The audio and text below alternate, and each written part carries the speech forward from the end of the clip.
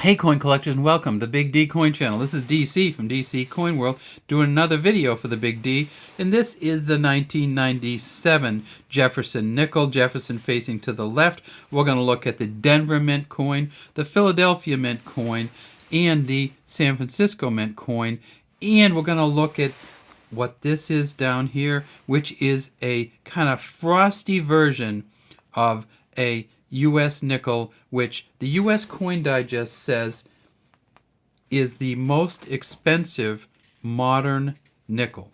And that is the 1997 Philadelphia frosted or matte finish nickel.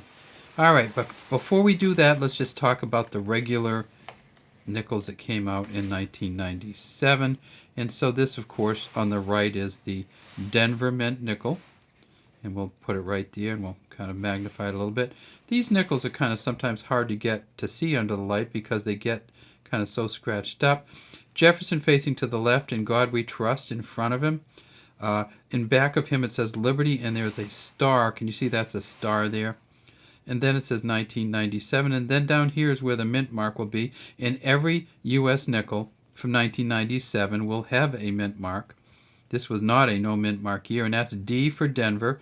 And at the Denver Mint in 1997, they made over 400 million. They made 467 million of these. So there is a lot of these out there. Not very valuable unless you get a very, very high graded coin. If you can get this up to a MS 65 or Mint State 65, you'd be talking about $4 or $5. So even that is not going to be too valuable. Then at the Philadelphia Mint, of course, they made this coin, and you can see the difference in that is, of course, there's the P there. Then down here, we haven't talked about this, but there's an F and an S there, see right above the tip of the pen?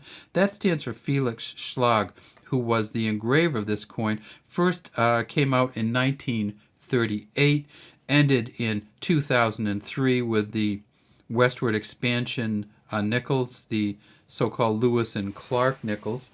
At the Philadelphia Mint in 1997, they made 471 million of these. So between the two of them, about 950, 960 million. They're not going to be valuable at any point in the near future because there's so many of them out there. Again, they're worth $5 or so in a Mint State 65, which would probably cost you $5 or more to get graded. They also made coins at the San Francisco Mint in 1997, and they made almost 2 million of these San Francisco Mint nickels, and this one is still in its... And you see it says, "In God We Trust" in the front, Liberty behind. There's the star. You can see the star very well in this one, 1997. Then they asked for the San Francisco Mint. When the San Francisco Mint produces these coins, they put a matte finish on here. And what a matte finish is, they kind of buff this in kind of a grainy look, so it pops out from the coin, and you can really see how it does do that. Jefferson just pops off this coin. There's the FS Felix Schlag there, and we'll take a look at the back. And when you get these coins, of course, you can see all the steps often on these. This is a very good version of the coin. This is Monticello, and see how Monticello kind of pops off the back a little bit too.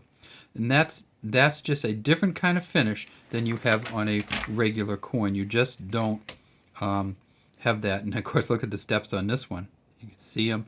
E pluribus unum at the top, Monticello here, and it says Monticello underneath it. 5 cents. There's an S here. It's not a 5-cent coin, a 5 cents. United States of America. We tip it up, and we see that it has a smooth edge.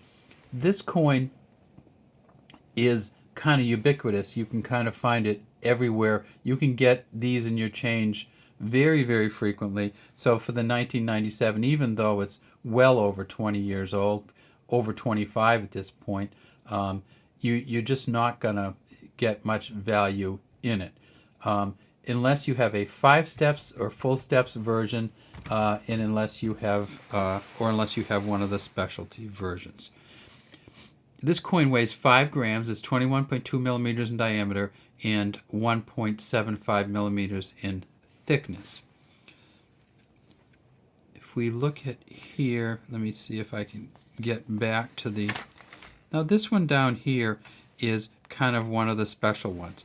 And this is not the special Philadelphia Mint coin. You'll see that this is actually a coin from the San Francisco Mint also that we took out of a broken package. But here's the deal. In 1997, at the Philadelphia Mint, they put one of these out with a P on it.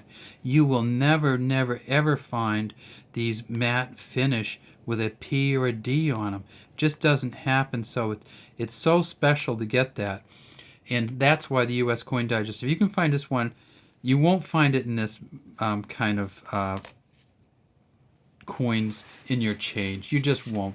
You're going to find it in a paper packet, something like this. It'll say Philadelphia Mint on it, United States Mint set, Philadelphia, and or it'll be in a special packaging, like a plastic kind of set. It'd be something like this kind of packaging.